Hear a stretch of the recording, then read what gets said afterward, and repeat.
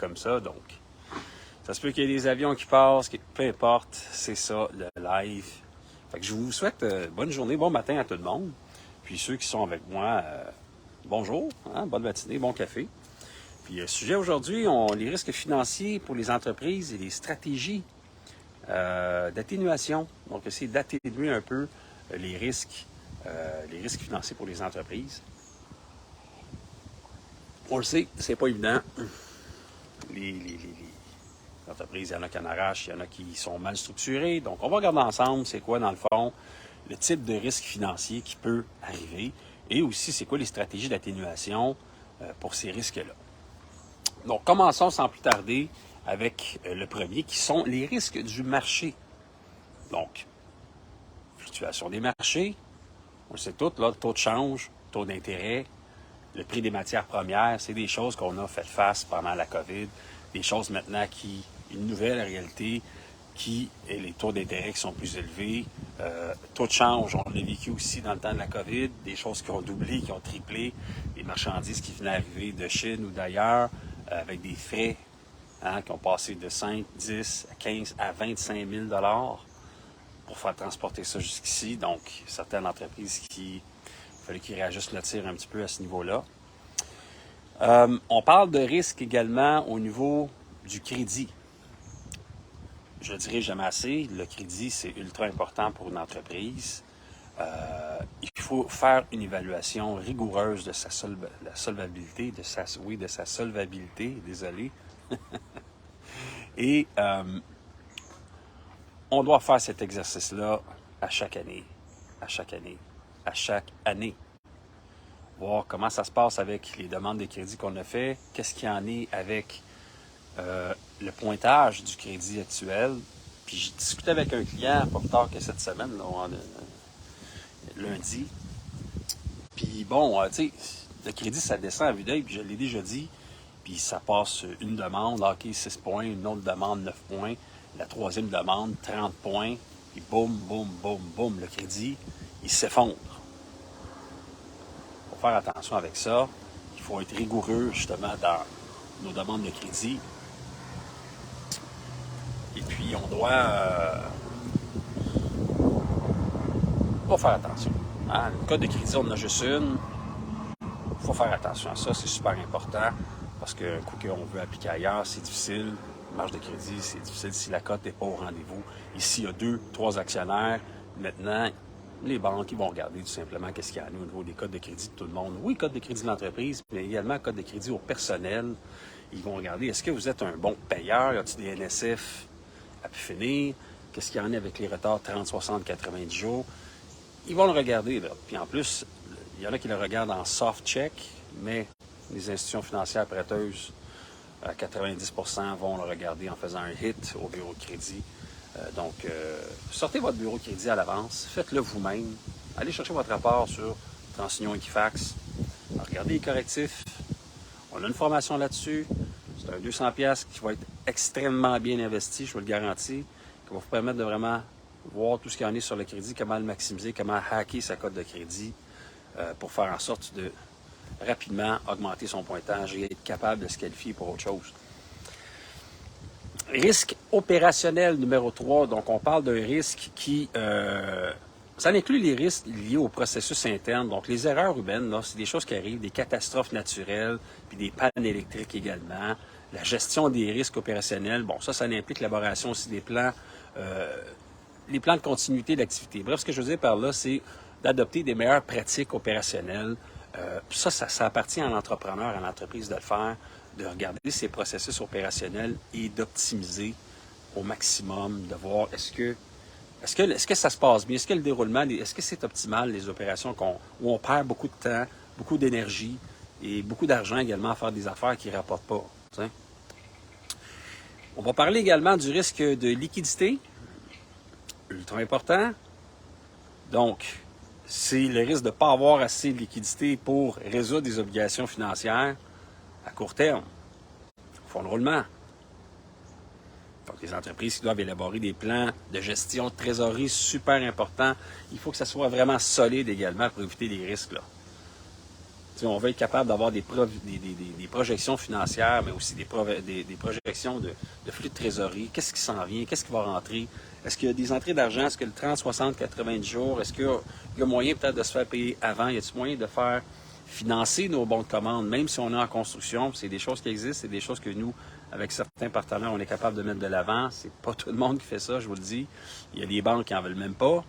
Donc, si jamais une problématique avec ça, c'est des choses que également on est capable de vous donner un petit coup de main, faire en sorte d'aller chercher des liquidités jour 1 pour du commercial. Là, résidentiel, malheureusement, c'est pas encore au point, mais commercial, c'est quelque chose qui se fait pour que vous puissiez éventuellement peut-être avoir une marge de crédit de 50, 100 000 à tous les mois qui est réutilisée. Puis en ayant l'argent jour 1, on se comprend-tu que fait en sorte que vous êtes capable d'investir, d'accepter des appels d'offres. Hier encore, je parlais avec un autre client, un appel d'offres de 75 000 $. Il manquait quelques milliers de dollars, pas grand-chose là, pour être capable de l'avoir. Puis malheureusement, il a été obligé de dire non, il manquait de liquidité. Il avait donné des sous dans d'autres appels d'offres, puis il avait comme pris des sous dans son compte de banque pour faire ça. Mais il manquait de liquidité, puis c'est un contrat de 600 000 $ qu'il a laissé sur la table. 600 000 $.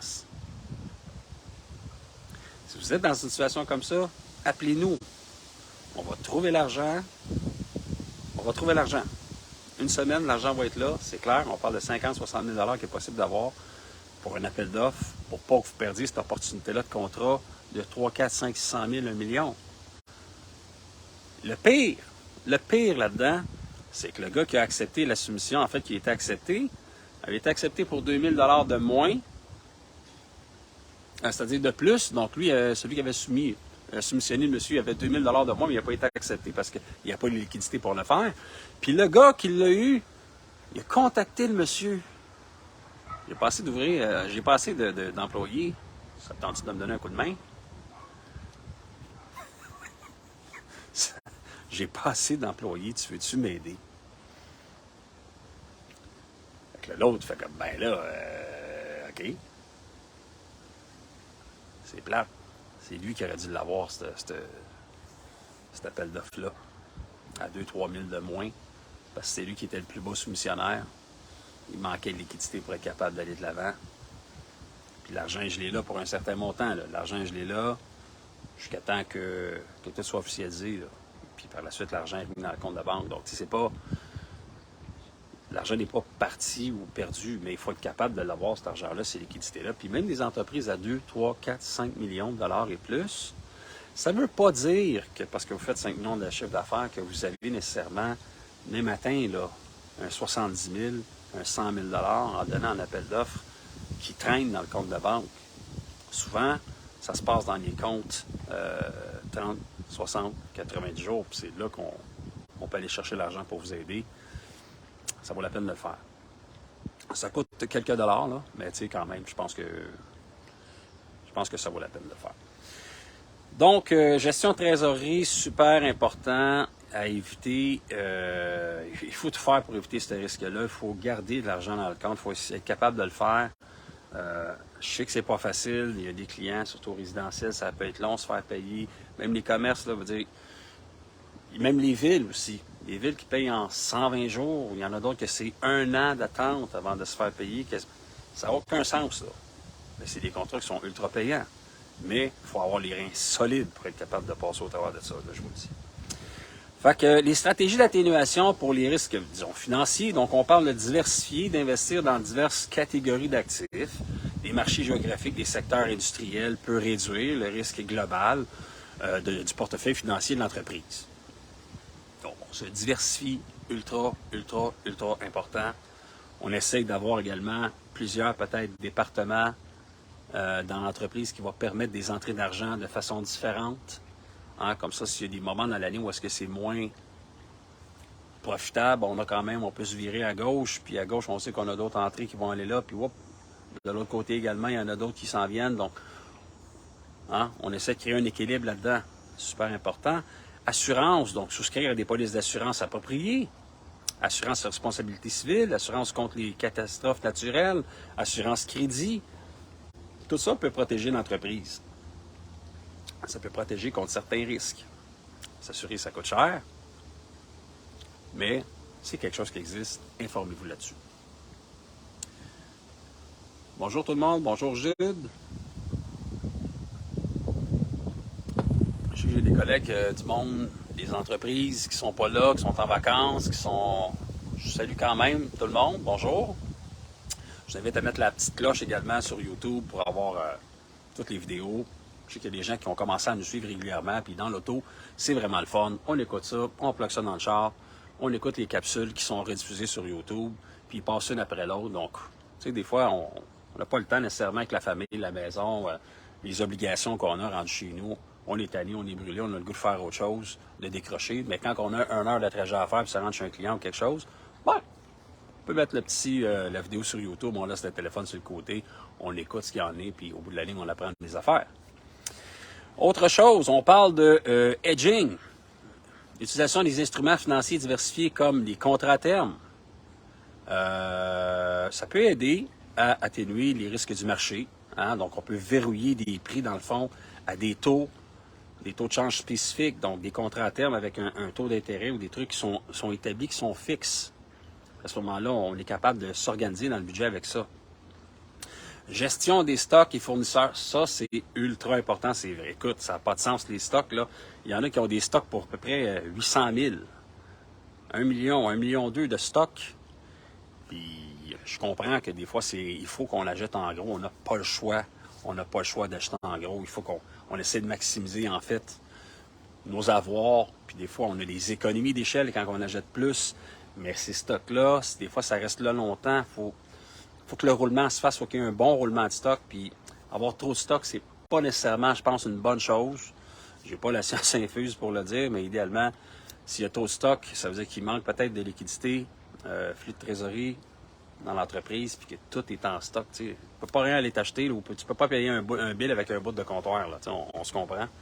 Donc, vraiment optimiser la gestion des stocks, des fournisseurs, améliorer les liquidités en réduisant le coût aussi et en libérant des fonds. Donc, ça va libérer des fonds, ça libère du cash, le fait de ne pas avoir trop de stock.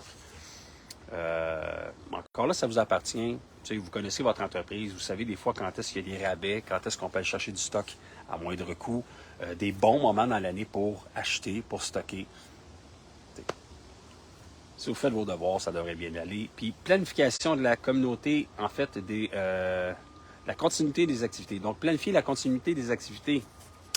Ça aussi, c'est important. Élaborer un plan de continuité des activités pour faire face aux interruptions inattendues puis maintenir les opérations essentielles. Donc, opérations inattendues, des arrêts d'opération, ça peut être n'importe quoi. Ça peut être des catastrophes, ça peut être la COVID, ça peut être n'importe quoi. Il faut s'organiser pour planifier dans notre entreprise une continuité des activités. Si moi, je suis plus là demain matin, qu'est-ce qui se passe? Y a-t-il quelqu'un qui peut prendre la relève? Ou si je suis plus là, si je tombe malade, l'entreprise n'existe plus parce qu'il n'y a personne personne ne fait de suivi. Là. C'est moi qui s'occupais de tout. Je faisais tous les chapeaux. Là. Comptabilité, j'engageais le monde, je m'occupais de la gestion des chantiers, je m'occupais de tout. Tout complet. Marketing, alouette. Si jamais vous tombez malade, ça arrive une problématique, est-ce que vous avez une équipe? Est-ce qu'il y a des gens de confiance à qui vous pouvez donner certaines tâches pour faire en sorte que la machine ne ralentisse pas, du moins que vous gardiez une bonne croisière? C'est important, ça se reflète par la suite dans les états financiers. Les états financiers, c'est le fun, l'année passée, 700 000, 800 000, on voulait avoir 1 million, cool. Cette année, j'ai été malade, on est rendu à 600 000. On a baissé un peu le chiffre d'affaires parce que je n'ai pas été là à moitié de l'année. Ça se planifie, des choses comme ça. Ça se planifie, puis ça prend des gens de confiance. C'est pas facile. Il y en a qui ont fait confiance à des gens, il y en a qui se sont fait niaiser, des entreprises qui... Moi, c'est fini, je travaille tout seul parce que j'ai fait confiance à des gens, puis je me suis fait niaiser. Hein? Je me suis fait voler, je me suis fait niaiser, je me suis fait... peu importe, il en arrive des problématiques. Mais quelque part aussi, il ne faut pas give up à se trouver des partenaires ou des gens de confiance, ou du moins un conjoint, une conjointe, quelqu'un qui est dans notre entourage, qui comprend un peu ici comment qu'on marche, comment que la business fonctionne, pour faire en sorte que si on tombe malade, s'il arrive de quoi, on a un accident, on se blesse une main, que l'entreprise qui avait pour 1,5 million de contrats ne tombe pas à l'eau. Parce que vous êtes tout seul qui gère le chantier, puis vous-même, vous dites, bah, on va le faire tout seul, les employés sont durs à trouver, là. On va le faire moi-même à la place. Pow! faites mal à la main, ce qui est déjà arrivé dans une entreprise qu'on a comme client. L'entreprise a mangé une claque, là, parce que le monsieur, c'est lui qui faisait tout. Il n'avait pas confiance en personne. Puis le jour où il s'est fait mal, ben, la business de 2 millions de chiffre d'affaires est tombée à zéro, là. Fait que faites attention à ça, c'est super important. Donc, gestion efficace des risques, super essentiel pour la pérennité de l'entreprise. Puis on essaie de garder une continuité d'évaluation là, de tous les risques là, dont on a parlé tout à l'heure. Puis je vais les redire là, rapidement. Là. J'aime ça me répéter. On parle de risque du marché, on parle de risque du crédit, risque opérationnel et risque de liquidité. Solution, bien, on a la diversification, les assurances, le hedging et la gestion des stocks des fournisseurs, ainsi que la planification de la continuité des activités. Et ça peut passer également la continuité des activités par des futures générations. Est-ce que vos enfants, c'est quelque chose qui les intéresse? On parle de ferme, on parle d'entreprise qui existe depuis 1952, ça a bien été. Le haut-palaire s'est transféré à la prochaine génération. Des fois, les prochaines générations, surtout, on dirait ceux d'aujourd'hui, ils n'en veulent pas. Ils n'en veulent pas. Qu'est-ce qu'on fait avec ça? Donc, à ce moment-là, c'est sûr que c'est une réflexion que vous devez avoir. Si pour vous, c'est important dans la famille. Si ça se passe de génération en génération, qu'est-ce qu'on fait avec ça? Est-ce que c'est mieux de vendre? Mais si on vend à ce moment-là, c'est sûr que ça nous blesse, ça nous fait mal un petit peu à notre cœur parce que c'est sûr que c'est quelque chose qu'on aimait. Donc, voilà. Écoutez, je vous invite à m'écrire si vous avez des questions. Bonjour Kimberly, ça va bien? Si jamais il y a d'autres choses, n'hésitez pas. Comme j'ai dit, on a une mini-formation de 10 vidéos extrêmement percutantes sur hacker sa cote de crédit. Je vous invite à aller dans la section du site internet Académie. Dans la section Académie, il y a deux sections. Section accompagnement complète. Mais il y a une section également formation en ligne seulement, autonome, vous le faites vous-même. 10 vidéos, ça coûte 200$. 200$ le mieux investi que vous allez avoir fait depuis longtemps pour vous donner là, toutes les stratégies et les façons d'hacker sa cote de crédit pour maximiser le pointage rapidement, faire en sorte de pouvoir justement, pour les gens qui ont peut-être une problématique au niveau du crédit, là, de pouvoir se qualifier au niveau bancaire éventuellement, parce que oui, c'est le fun, un prêteur privé, ça peut dépanner temporairement, mais le but ultime, c'est d'avoir une marge de crédit qui représente entre 10 à 15% de son chiffre d'affaires. Et nous, également, en phase 2, on accompagne les entreprises là-dedans pour justement les aider à devenir autonomes, à maximiser le plein potentiel de l'entreprise et être capable d'avoir les liquidités disponibles au cas où. C'est pas parce que vous avez une marge de crédit que, moi, puis c'est correct, là. Il y en a qui sont comme, moi, j'ai jamais emprunté, puis je coule avec ça, je suis fier, puis c'est parfait, il n'y a pas de problème. Il n'y a personne qui vous impose un levier comme ça. Cependant, dans un cas où il y a une problématique de crise, ou de COVID, ou de fermeture, si vous aviez une marge de crédit ou si vous aviez certaines liquidités disponibles dans votre entreprise qui étaient là pour payer les recevables 30, 60, 80 jours que vous remboursez après 30 jours, 60 jours, ce qui est extraordinaire, mais vous l'avez au moins cette liquidité-là, ça vous permet de peut-être passer à travers certaines petites tempêtes. Hein? Mais initialement, la marge de crédit à faire, c'est pas fait pour ça. C'est pas fait pour survivre, c'est pas fait pour partir en vacances. C'est vraiment fait pour, selon moi, gérer les recevables d'une façon plus convenable, au lieu d'attendre 6 mois, au lieu d'attendre 1 an pour se faire payer. Si on a une marge de crédit qui représente 300 000 $, 400 000 $ et même un peu plus, tout dépendant du chiffre d'affaires que vous avez, ça vous permet là, de respirer un peu mieux, d'être capable d'accepter d'autres contrats pour continuer à évoluer dans la croissance de votre chiffre d'affaires. Donc, c'était Patrick Castonguay pour l'expansion capitale, le petit café du mercredi. Je vous souhaite une excellente journée.